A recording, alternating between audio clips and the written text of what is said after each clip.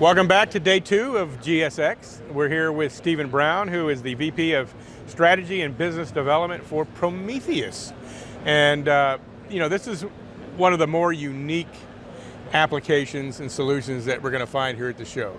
I mean, everybody's talking AI, but not many people are talking, talking about zero risks, zero trust, and especially when it comes to physical security systems in the physical security space. That's usually reserved for cyber. So kind of just walk us through, if you're like in the critical infrastructure sector and you're looking at rising threats and challenges with your cyber and physical security systems, why would I move to zero trust? What's it going to do for me, and how does it help mitigate risk? I'm so glad you asked.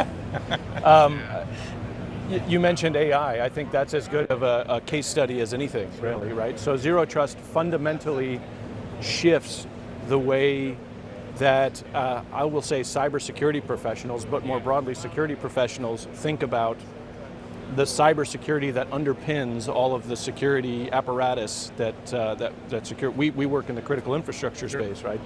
So it's a fundamental rethinking of security in that it's assuming penetration, right? So as opposed to trying to keep the walls high and thick and keep the bad guy out, there's still plenty of that. Sure. But it assumes that you've been penetrated. And so now that that's happened, now what? And how do you mitigate their ability to do anything further once they're in, right?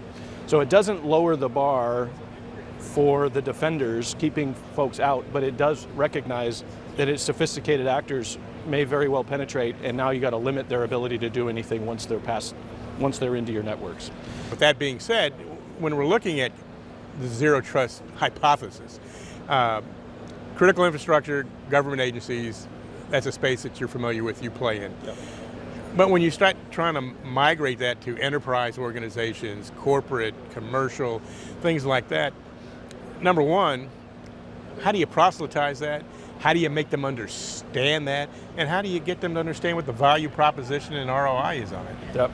Great question. I think one of the key sort of central points to understand and take away is that zero trust wasn't a government idea. Sure. Right. So who's the father of zero trust? I'll let my friends Chase and John Kindervag debate that out. Right. But it's been around for a while, and it wasn't a government idea. It started with a recognition of the criticality of keeping bad actors out of your network, and then certainly limiting their movement. Why? What's the impact? Well, when I can get to an edge device because I've compromised your fish tank thermometer, and now I get through that edge device into your network, and I can now do a ransomware attack or whatever and hold your information. That is very much a commercial, very much an industry priority, right? And so billions of dollars every year are compromised because of these types of attacks.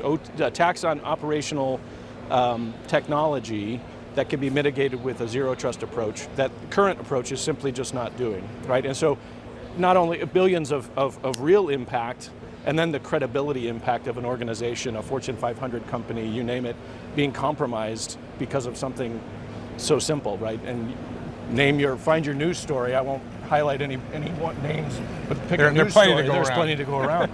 So it's real bottom line impact. Right. Yeah. I'm saying too, but when you talk to these enterprise companies, these Fortune 500, these corporate entities, what are the questions that they're asking you? What don't they know? And what don't they understand about the applications? Yeah, there's a lot of, right now I see a lot of standing back and observing to see what's going to happen on the government side. Government's using a more compliance focus, right? Push everybody, right. You need to make that transition. And so they're asking many of the same questions you're asking about the value, why would I do this? And I think what we're trying to help them see is the reality of the threat. It's very real.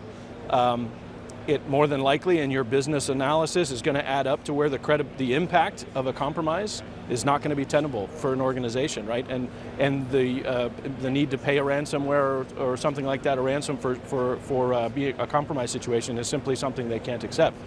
So helping to educate has been a priority for us, and then work up towards adoption. And I think one of the keys to that is the ability to say, I can give you this technology at a price point that's competitive with what you're doing today, I can simplify your transition from your current sort of more analog approach, your legacy approach, to this more advanced approach, and not set you back, not make it a heavy lift, either from an operational impact perspective or a cost perspective. And I think those are moving the needle. You know, when they come back at you and say, you know, Steve, all we're looking to do is make our access control and our video surveillance systems safer. You know, what is Zero Trust going to do for me in that regard? Well, so fundamentally, the ability to, in an access control situation, right? So the ability to go out and provide Zero Trust out to a reader, let's say, right, or the system where that access control system where you're interacting, and prevent those from being compromised is something that we are offering now. And then on the video side, we've got some really interesting technology. We've talked to you before, right, about scene authentication, right, the ability to go beyond a camera into the scene and provide encrypted light receive transmit type of relationship that gives you continuous authentication and verification. Zero Trust beyond the lens is something that nobody else is doing. Right, it's an incredible thing. And the whole reason that we're doing it, we operate, again, critical infrastructure, right? But we're at the very tippy top, protecting some of the nation's most strategic assets. Correct.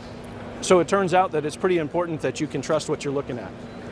And so the innovators in our labs came up with that technology, and that is an innovative way of getting after a problem that, frankly, today, AI, imagery, news reporting just last night about some AI spoofing, the ability to interject that kind of technology that gives assurance and can then debunk claims, I think is something that we are seeing gaining traction.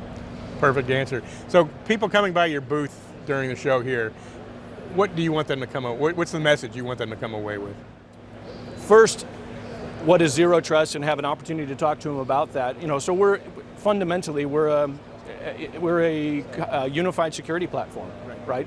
There's a lot of security platforms out there. We're a unified security platform. We provide intrusion detection, access control, video management, the cybersecurity that underpins all of it and makes it work. But the transition to what right looks like going forward, to take full advantage, for example, of AI, in order to do that, our argument would be, you want to adopt a Zero Trust model, you've got edge devices that are feeding an AI model that are giving real-time or forensic or trend analysis types of inputs. If you can't trust what you're getting in because you haven't protected those edges, how are you going to trust the data that you're analyzing, right? And so there's huge push towards AI, and we fully support that. That's fantastic. But garbage in, garbage out, right? And at the end of the day, you need a human analysis to be able to interpret that data. So, but the ability to trust what you're seeing, exactly, because the system doesn't trust anything that's not authenticated and validated, verified continuously, fundamentally, I think, alters what's in the realm of the possible for a lot of folks here that have some serious critical assets and infrastructure and people that they're protecting. So that's our takeaway. Perfect answer. Hey, I appreciate you spending some time with us. Seriously, I recommend everybody come by the Prometheus booth. This is a unique solution. We're walking the floor. Everybody's touting an AI solution. Everybody's touting some sort of video monitoring with intelligent data. This is the only solution on the show floor that you're going to see that espouses Zero Trust and really hits at the heart of protecting physical security systems along with endpoint security system vulnerability. So I recommend that you come by. Steve, appreciate the time today, and we'll see you at the next roundup here, folks.